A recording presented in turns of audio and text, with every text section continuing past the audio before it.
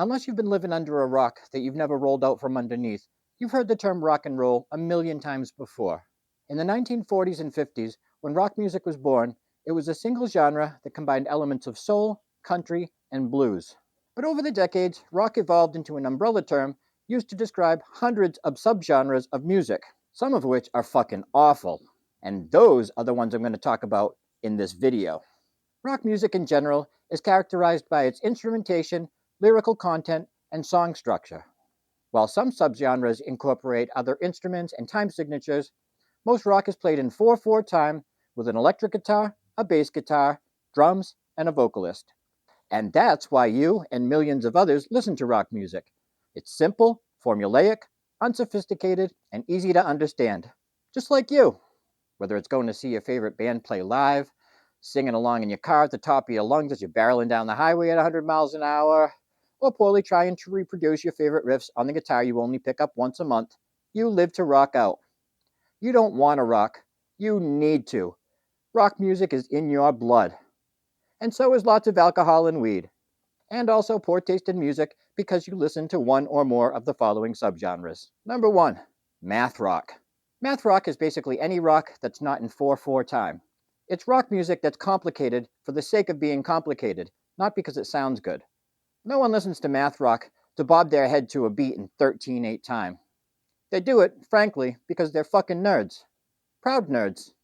If you listen to math rock, there's a 50% chance you play Dungeons and Dragons, a 75% chance you code in at least one computer language, and a 100% chance you're single.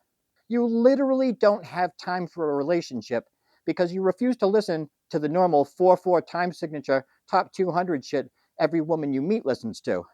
But you don't meet many women because you spend a lot of time at math rock shows. And, as you've learned over the lonely years, women do not. At most, you'll see 2 hot chicks at a math rock show. One has a boyfriend who plays in one of the bands, and the other is asexual, or so she tells you. Although, over the course of the night, you see her passionately making out with 2 other dudes and 3 other chicks. I didn't like doing math in school, so why the fuck would you think I want to hear it in my music? I, like most people, want music I can dance and move to. And moving your fingers, desperately trying to figure out the time signature, doesn't count. Ain't nobody trying to count any higher than 4. Maybe 100 years ago, when people were a little more sophisticated, you could get away with a song in 6/8. But in 2023, that's too many beats for me. No one likes to feel like they're stuck between a rock and a hard place. Just like no one ever wants to feel like they're stuck between a rock song and a hard math equation. Actually, here's a little equation for you math rock fans. Solve for X. Take your age, add the number of years you've been listening to math rock, then the number of math rock shows you've been to, and then multiply by 0, and you get X. That's how many friends you have left who don't listen to math rock. All your non-math rock listening friends walked out of your life a long time ago because they got sick of hearing you repeatedly call their taste in music basic, and the music itself normie rock. Interestingly enough, solving this equation will also tell you how much sex you've had over the last month and how much you're likely to have over the next month. Listening to math rock makes you feel intellectually superior to the people around you, which is kind of silly because it's not like you're curing cancer or figuring out cold fusion. You're just counting higher than them. So, while you see yourself as being intellectually superior to others, they see you as being like a second grader bragging to his first grade friend that he can count all the way up to this many. There's no question about it. Math rock is for nerds. And while some of those nerds play an instrument, many of them don't. This next subgenre, however, is packed with nerds who do.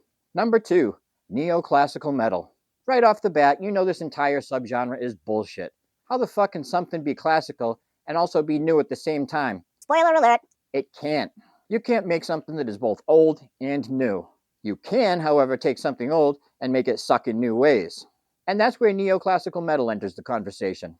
Beethoven famously went deaf in the years leading up to his death, which, if he had been bitten by a vampire and became immortal, would have been a good thing.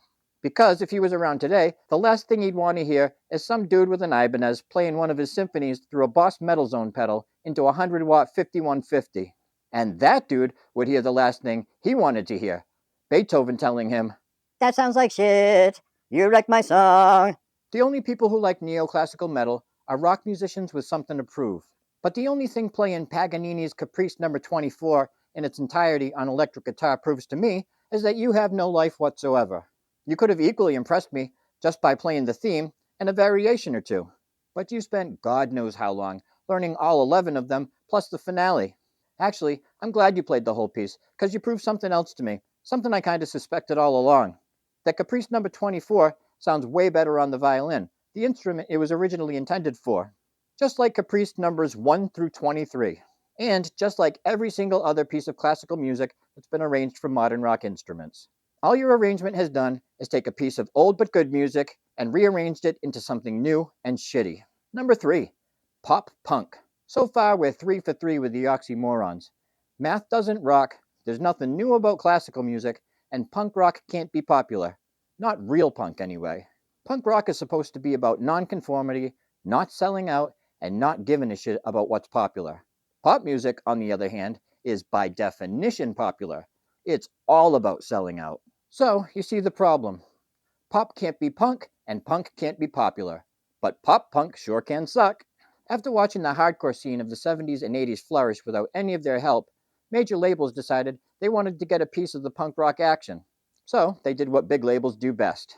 They took a good thing, watered it down, commercialized it, overproduced it, then mass produced it, and shoved it down everyone's throat via rock radio and MTV. If video killed the radio star in the early 80s, major labels killed real punk rock in the early 90s. Right around the time Kurt Cobain popped himself in the head, pop punk started becoming mainstream. First, it was bands like Green Day, The Offspring, and Rancid you'd see all over MTV. Now, these bands, in my book, get a pass because they all started playing punk long before it could land you $1 million record deal. But when punk went mainstream, it was like when Metallica chopped off all their hair in the mid 90s. After that, the music turned straight to crap. The first album Metallica released after their group haircut was total shit, but at least they had a sense of humor about it by naming it Load of Shit. But there's nothing humorous about how bad punk got by the late 1990s. By then, the punk rock bar had been lowered so far down that to be considered punk, you didn't need the attitude or even the sound. You just needed the look. Your songs didn't need to be played fast or be about political corruption. Can't remember how old you are? Write a song about it. Bam! Number 2 on the modern rock charts. Frustrated by how complicated life can be? Write a 100% not at all punk song about it, and you'll be dubbed the pop punk queen. Fun fact, rearrange the letters in Avril Lavigne's name, and you get Raving Evil Liar. And although not a perfect anagram, Fallout Boy is only a couple letters away from being Sellout Boys. Real punk rockers fell out of love with the entire punk genre when selling out became the thing to do. But many posers like myself are conflicted. On the one hand, I definitely miss the attitude, aggression, and originality of real punk.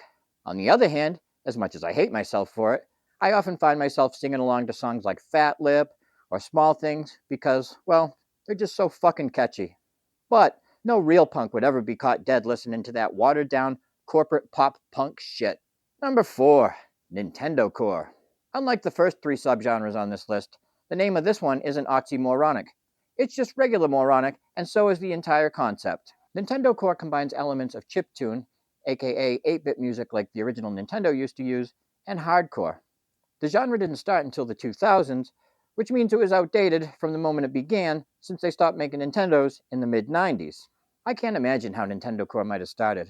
Maybe some dude in a hardcore band said to his bandmates, "We got the growling vocals, we got the heavy guitars, and we got breakdowns so hard they'll make you want to punch your own mother in the face. But something's still missing.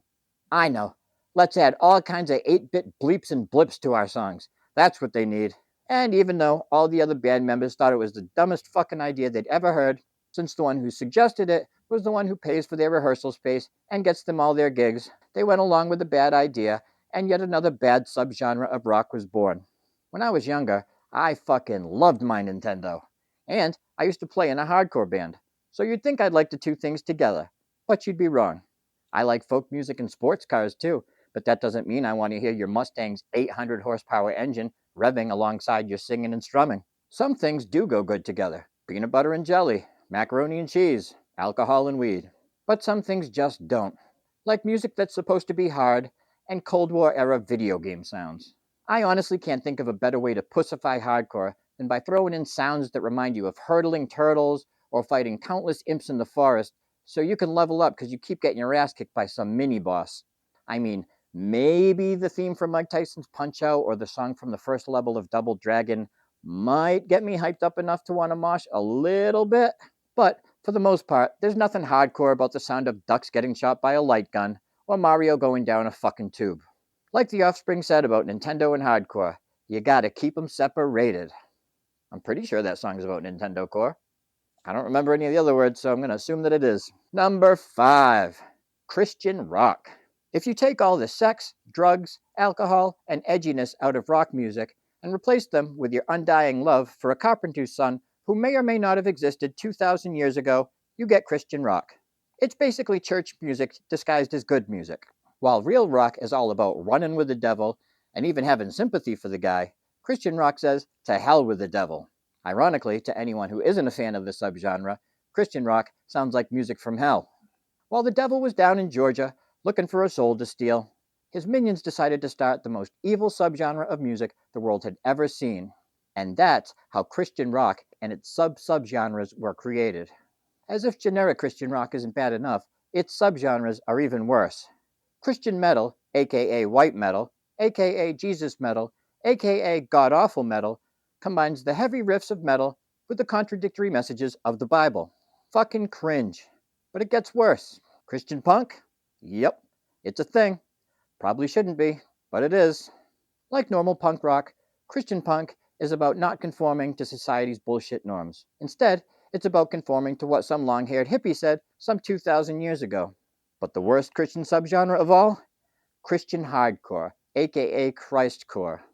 It's hard to turn the other cheek when some dude slam dancing keeps clocking you in the side of the head. Jesus might have said to love thy neighbor, but that's only because he didn't have to listen to his blasting Christcore all throughout the neighborhood. If he did, I'm sure instead of turning the other cheek, he would have walked next door and told his neighbor to turn that shit off. Christian rock and all of its subgenres are filled with sinning hypocrites. They break even the most basic rules of Christianity. Thou shalt not steal? Instead of coming up with a unique genre of your own, you stole from punk, hardcore, and metal. Thou shalt not kill? You took rock music and murdered almost everything that's good about it. Thou shalt not worship false idols? I know he kind of looks like Jesus when he does the crucifixion pose, but worshiping the dude from Creed is still blasphemous. But don't worry, I'll pray for you. Not for your sins to be forgiven, but for you to stop listening to shitty music. You're so annoying, annoying. If you want to hear my shitty music, click the link in the description or search for this dude on Spotify, Apple Music, or wherever else you usually listen to shitty music.